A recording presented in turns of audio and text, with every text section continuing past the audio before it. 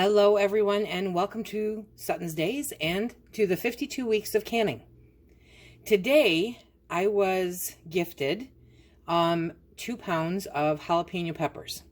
You can see them back here. So I decided that I would mix things up a little bit and make up some candied jalapenos, or commonly referred to as cowboy candy. Normally, this would be a recipe that I put out later in the year because that's when the jalapenos are coming in. But since I was gifted 2 pounds, might as well make use of them. This is a recipe that you can use today if you can pick up fresh jalapenos, or that you can file away until later in the season when your own jalapenos start coming in. Okay, so the recipe that I'm going to be putting in the description box below is half of what I'm actually producing today. Okay, so you can double this recipe. It's not an issue at all. This is a canning recipe, so you can can these and put them up. If you don't want to can them and put them up, then you can just put them in the fridge and they will last, I think, 3 to 4 months. So you're good there, okay? For this recipe, you're going to need 2 cups of sugar, 2/3 of a cup of apple cider vinegar, 1 tablespoon of garlic powder, 1/4 teaspoon of turmeric, 1/4 teaspoon of celery seed, 1/4 teaspoon of cayenne peppers, and 1 pound of jalapeno peppers. Now remember, I have doubled this here because she gifted us 2 pounds. So, let's get started.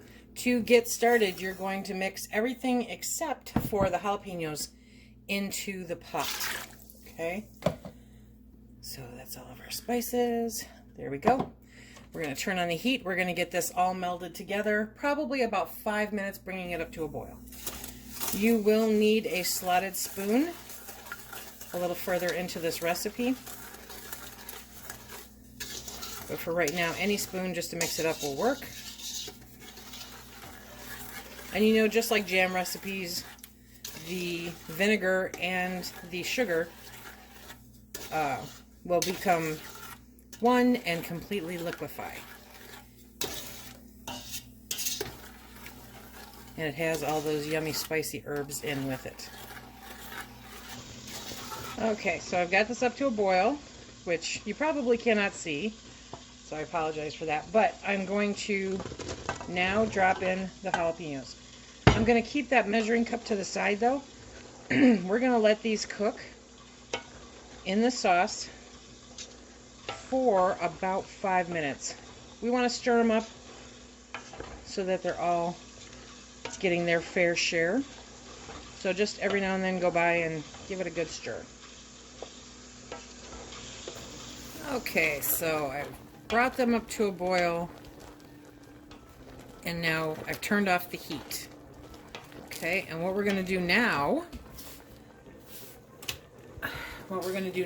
is pull these out. Okay, so as you can see, we have boiled these down probably maybe 5 minutes. Okay, so now I've turned off the heat and I'm putting there we go. Okay, let me move you. There we go. I'm going to use a slotted spoon and remove the peppers. Now, ideally, you probably want to do this and just slotted spoon, drain the liquid, and then put them directly into the jars. I'm finding that kind of difficult with being able to film, so I am moving them out of the pot and putting them back into the container that I originally had them in. And from that, I will fill the jars. While we set the liquid that's remaining back to a boil, you want it on a full boil for 5 minutes. Shouldn't take but a minute to get there, because that liquid is going into the jars. Okay. So I still have my jars in the canner with boiling water next to me, so I'm going to have to pull those out. I'll bring you guys down to a different angle while all of that is going on. Okay, so while I'm bringing that liquid up to a hard boil for 5 minutes, let me set my timer so I don't get distracted. There we go. And we're going to start filling these jars now with the peppers. So for you, those of you that have watched me for any time, you know I normally don't wear gloves when I'm dealing with peppers. However, with this quantity of jalapenos, I actually put on gloves. I highly recommend it, especially for as raw as some of our hands, the skin is getting, because we're all over washing right now with everything that's going on. So I think I'm going to get really close to my 6 jars because I still have to pack them down. And because of the sugar, this liquid is very sticky and very, very hot. Actually, I think I'm going to do really good with the jars here. So you want to really pack them in.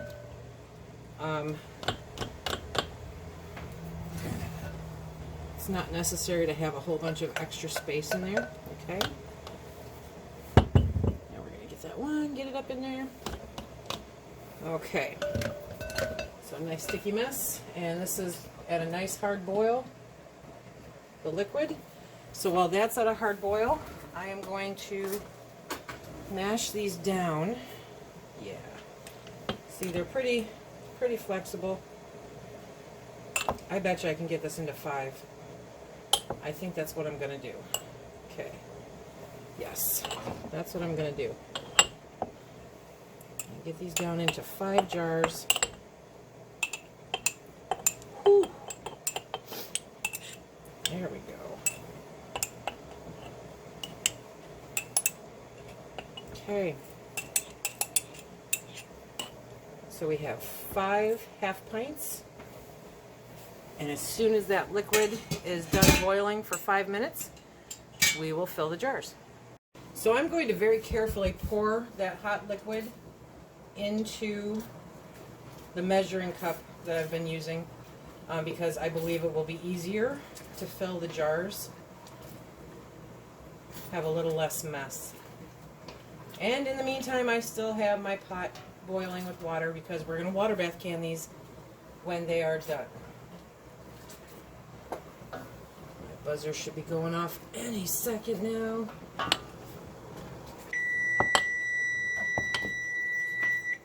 Okay, so now that the buzzer has gone off, we're going to very carefully pour this into our Pyrex mixing cup. I'm going to put that pot in the sink and I'm going to pull over the pot with the hot water in it so that it's ready to go when we are. And Phil's coming through, but don't worry about it. Okay, so now we're going to top these off. And we are going to have to debubble these because there are going to be air pockets. You can already see bubbles coming in. So plan on debubbling. Okay. Still a lot of liquid left over.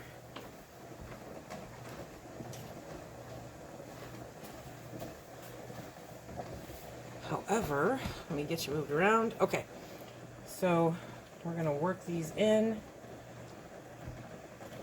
push out any bubbles that might be in there,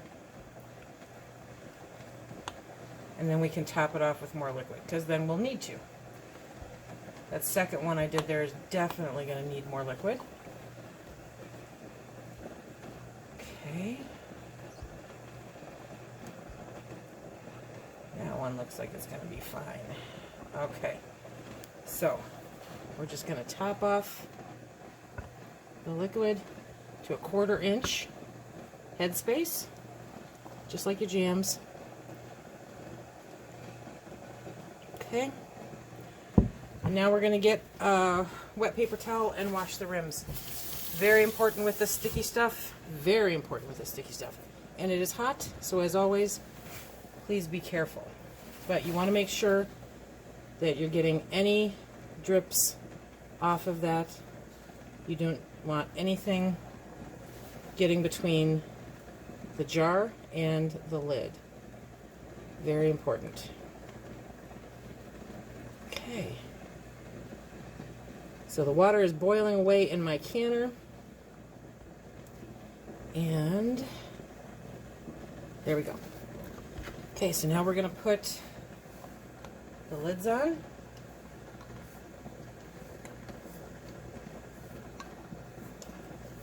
And the rings. Now we're going to get these rings on. Remember, finger tight, don't crank them.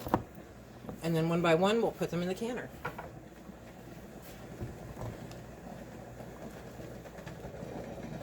Remember, you want at least an inch of water over your jars once you get them all in there. And then once they're all in there, you want to process them for 10 minutes. Okay. This stuff is crazy sticky.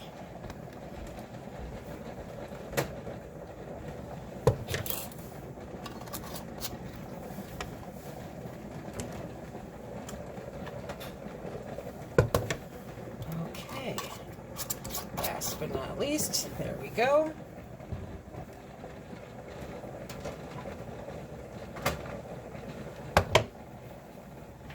Okay, let me bring you up. So we have over an inch of water over the jars. Yeah, and now we're gonna put the lid on and we're gonna set that timer for 10 minutes.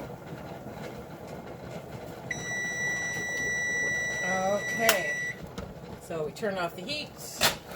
Now we're going to pull out the jars. Ooh, hot. There we go.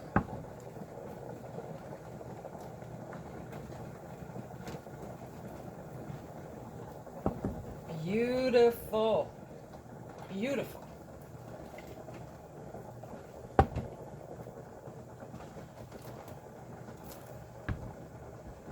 So if you like spicy sweet, then you will love, love, love, love cowboy candy. It's a huge favorite with a whole bunch of folks. I think, did you hear that? I think the kids are going to be the recipients of most of this, but always fun, always good. Look how pretty they are. Oh my goodness. Okay, that is some successful canning sounds you're hearing there. I hope that you enjoyed coming along with me making cowboy candy. Easy peasy, 1, 2, 3. Remember, if you like what we do here, please hit that like, subscribe, and share. Check us out on Instagram, Facebook, and don't forget about Twitter. Until the next time, be safe.